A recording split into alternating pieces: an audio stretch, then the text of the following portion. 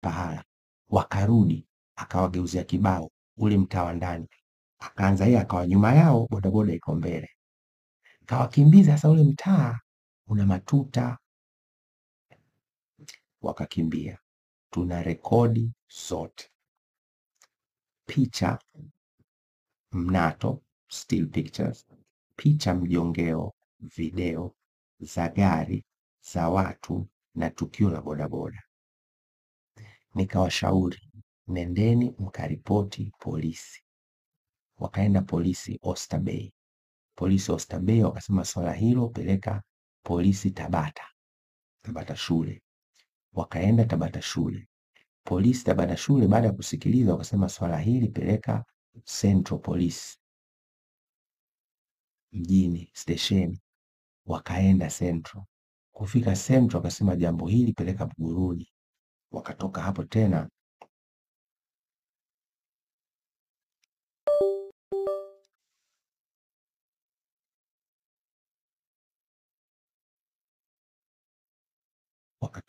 tena wakaenda Buguruni. Wakafika Buguruni ndio wamefunguliwa jalada pale. Sasa umewapa taarifa zote na bado unaambiwa tutawatafuta. Mama kusema tupigie simu, ukipiga tupo kwenye kikao, hayupo mpelelezi. Wakutana na wapelelezi mara ya pili au ya tatu, baada ya kuzungumza kwenye simu, na wakawaambia muwe makini na nini, kama kuna lolote tujulishane.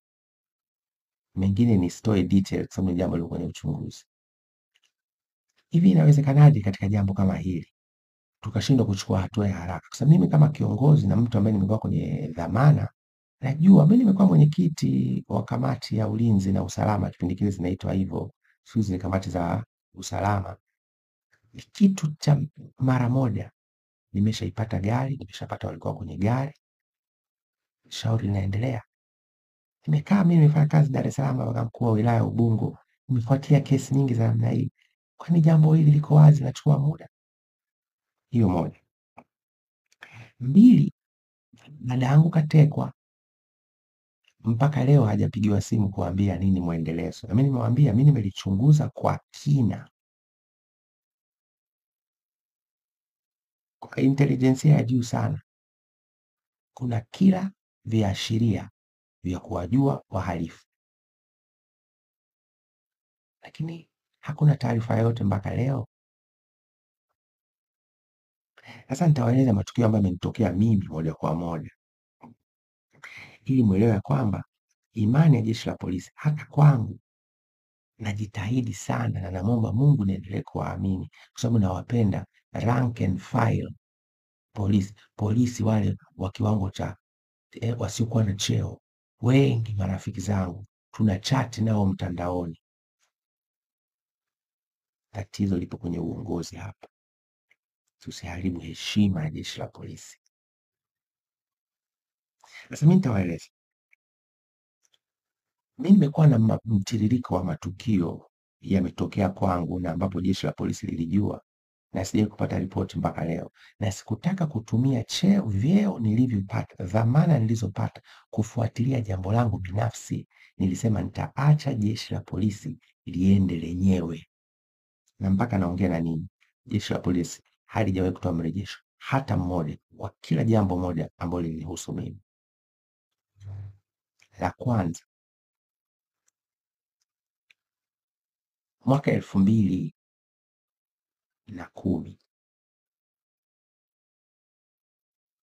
mimi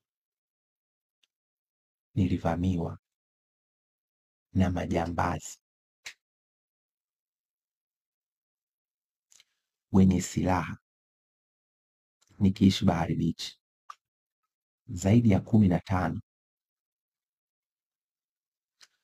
Wakavamia, wakaingia kwenye eneo la nyumba, wakampiga risasi mbwa. Msaidizi wangu akakimbia, mimi nikakimbilia ndani, nikafunga mlango, nikaweka likitanda likubwa pale. Wakasema amekimbilia ndani.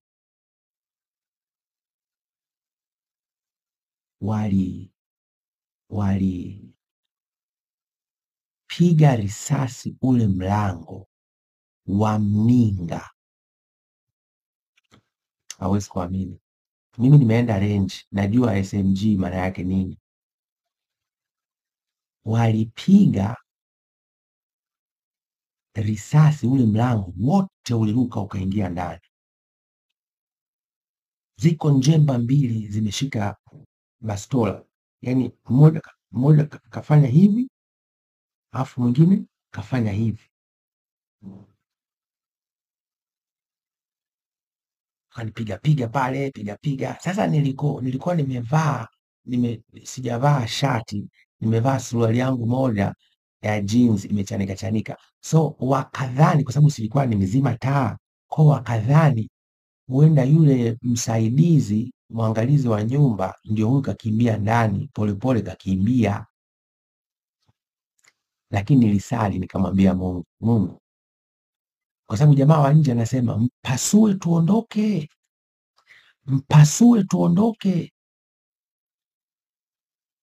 Nikamwambia Mungu, ndio sala fupi nimewahi kuomba kwa Mungu. Mungu, ukimruhusu huyu bwana anipasue, unanipokea mbinguni sasa hivi.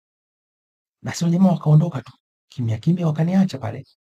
Polisi wanajua hili tukio, hawajawahi kutoa mrejesho kutoka mwaka 2010 mpaka leo mwaka 2025. 2010, 2020, 2020, miaka 15 baadaye sijawahi kupewa mrejesho wowote.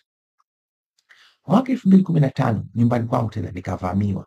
Jeshi la polisi wanajua, Chama cha Mapinduzi wanajua, tulikuwa kwenye kampeni. Sijawahi kupata mrejesho. Mwaka 2021 nyumbani kwangu Dodoma kukavunjwa, wakaingia watu, wakabomoa, wakatafuta vitu pale na nini, zimeachwa alama pale kwenye vioo na kila kitu. Tukaja na wale forensic police wakaweka pale maunga yao, wakasema tutawapata. Sijapata mrejesho mpaka leo, si alama zilizochukuliwa wala vitu vilivyo. Na hawakuiba, walichukua TV kimoja ili kupoteza ushahidi, kwa sababu mle ndani kulikuwa kuna production house, ilikuwa ni fully fledged production house ya shule ya uongozi. Hawakubeba kitu hata kimoja. Sijawahi kupewa mrejesho kuhusu jambo hili. Hiyo ni mwaka 2021. Mwaka 2025 wanakuja watu nyumbani kwangu Masaki. Labda hilo sio tatizo. Wanakuja watu nyumbani kwa dada yangu, wale walikuwa wananitafuta mie. Kwenda, hakuna mrejesho, hakuna maelezo. Hiki ni kitu kibaya sana. Na hapo sijazungumzia mashambulizi ya kimtandao kila siku iendayo kwa Mungu. Facebook, halo, wanataka kubadilisha akaunti yako. Halo, wanataka kubadilisha akaunti yako. Halo, wanataka kubadilisha akaunti yako. Juzi mtandao mmoja wa simu, sitautaja, wameswipe line yangu, wakaprompt mtandao kujitumia code kana kwamba nimepoteza password. Mungu bariki, naamka asubuhi naona mitandao imeji log out. Hasa na kwa sababu namshukuru Mungu ameshaniwezesha kwenye mambo haya, nilikuwa mbele ya wakati.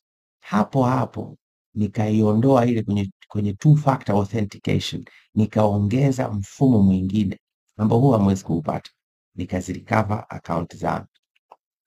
Na hapa nataka kusema hata account yangu ya Twitter ilikuwa na followership ya watu 700,000 ilifanywa shambulizi la kimtandao kama hivi. Na nitoe rai, kule Twitter kuna mtu anatumia jina langu kupost vitu. Ile account si yangu, na watu wote wenye mapenzi mema naomba muireport kwamba yule mtu anafanya impersonation, anajifanya ni mtu mwingine wakati sio. Anajifanya ni mimi Humphrey Polepole, lakini mimi sio yule mwenye ile account ya kule Twitter. Inaitwa Ambassador Pole Humph, something like this. Naomba sana hiyo mlizingatie.